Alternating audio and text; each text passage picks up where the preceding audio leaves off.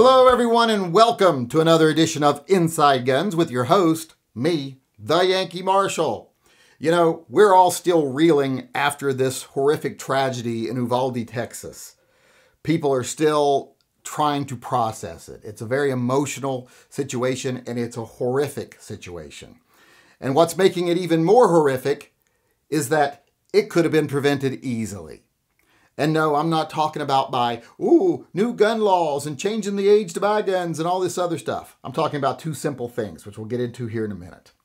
Now, I'm going to apologize in advance here because this is not going to be a responsible, well-thought video. It's going to be an angry stream of consciousness, sometimes probably only semi-coherent. But yesterday I made just a silly video because I didn't want to deal with some things that were pissing me off. Because I didn't know if they were true or not. Because I thought, well, this just sounds so bad, it couldn't possibly be true. Turns out, I underestimated the cowardice and the incompetence of police officers, which is surprising because I usually don't give them much credit whatsoever. I think most of them are a bunch of former, bullies or bullied people who are now cosplaying a role of authority but don't really want to do any of the actual work. They're the worst kind of people, in my opinion. And I'm not talking a few bad apples. I'm talking most of the fucking bunch. So keep that in mind when you listen to this video here. This is just, like I said, a rant. This could have been prevented by simple things. One is some locked doors. This guy walked up carrying a long gun to a school, walked right in through an open door, roamed the hallways, and then found a classroom with doors propped open and just walked in and started shooting. Some locked doors would have made a big difference. So I think everyone in this school district, in this school, should be answering for why was the school not locked? Especially since there had been a police call for a shooting right near the school, very close to the school. They should have been in lockdown already. Police received a call at 11. The shootings didn't happen till like 45 minutes later. That place should have been locked up tight if the police were doing their job and the school district was doing their job. Now, if the police didn't do their job and notify them at all, well, then all the weight is on the police, all the responsibility. If they notified them and they just blew it off, that's on the school too. So that could have been something that could have stopped this tragedy. If people had done what they were supposed to do, lock the school. It should always be locked. People shouldn't just be able to wander into a school and roam the hallways. That's ridiculous. Some locked doors could have saved lives. Even if they just gave an extra 5 or 10 minutes for the police to get there. Although it did take the police from the time he supposedly arrived on the scene, it took them 15 minutes to get there, which is odd because a lot of them were already just 2 miles away, 2 minutes away at the first shooting when they got the call that he was in the school building. So there's a lot of unanswered questions here that I'm not going to really address, like, why did he wreck his car? Did they already confront him once and allowed him to get away because he was too dangerous, because he was armed, and they didn't know how to deal with it? I'm not even going to deal with that stuff right now. I'm just going to deal with the fact that from the time he got to the school, it took them a while to get there. That's not something that should have happened. Because, oh, by the way, we're into the second thing now that could save lives, and that is having competent police. Police that aren't fucking cowards. And if you think that's strong language, wait till you hear what they did, if you haven't already. Like I said, it took them a little while to get there. When they got there, officers went in the building. They saw him walking in the hallway with a rifle. They saw him walk up to an open classroom. They saw him go in. And they chose not to confront him because he was armed. And then he started shooting, so they decided to flee. He's in a classroom shooting. The door is open. They're in the hallway. They're armed. They decided that, hey, I'm not going to put myself at risk just to save some children and some teachers. So they fled to a safe distance and established a perimeter and waited for other cops to get there. And here, it doesn't get any worse than that. That's the worst thing I've ever heard, that they chose not to engage as he walks into a classroom and starts shooting children. Any citizen in that situation, I think, would have risked their own life. He was distracted, shooting children. Go in and shoot him in the back of the head. And if he's shooting at you, you don't run away. You stay there. If he's in a classroom full of children shooting, then he better be shooting at you. You should be drawing his fire. He shouldn't have time to turn his attention to children. Those cops that entered that building, not only should they be fired immediately with no benefits, they should be on trial. If the people of the community don't just string them up, which would be understandable, they should definitely be facing trial. They're complicit in the murder of these children. Their job was to either take him out or keep his attention. They didn't do either of those things. They fled to a safe distance and waited for, help to show up. And then once they're outside, they form a safe perimeter. Other cops are there too. It's not just Uvalde police. There's police from other areas that are there.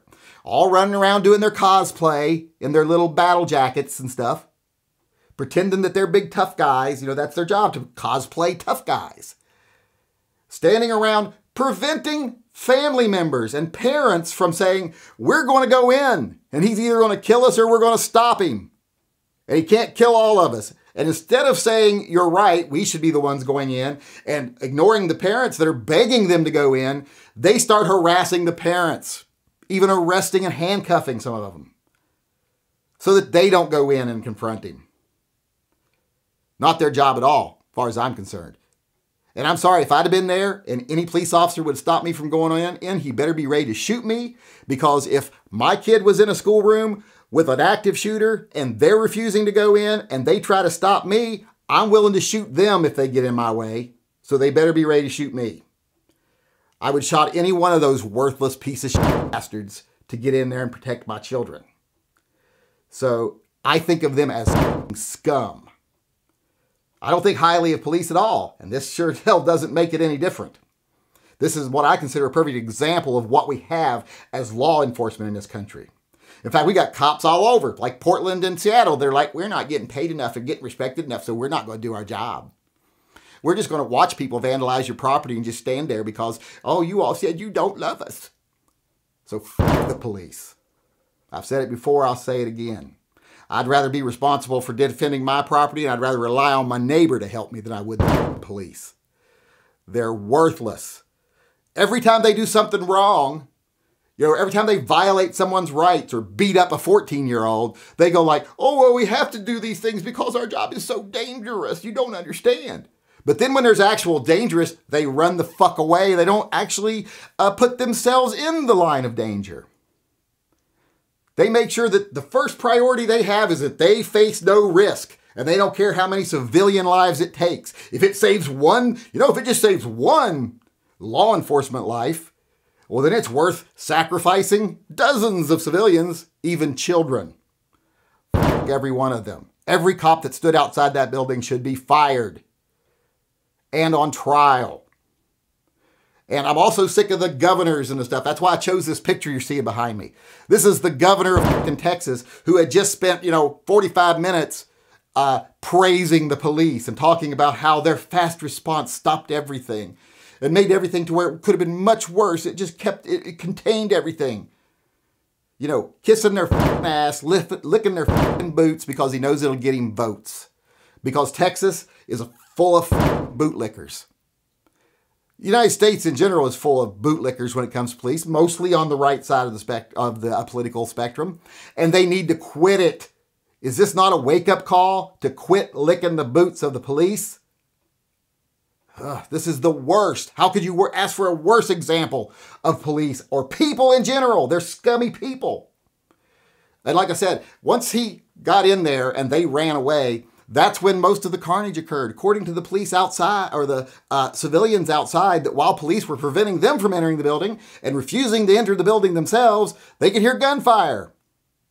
When do you think that was, what do you think that was? That was children dying.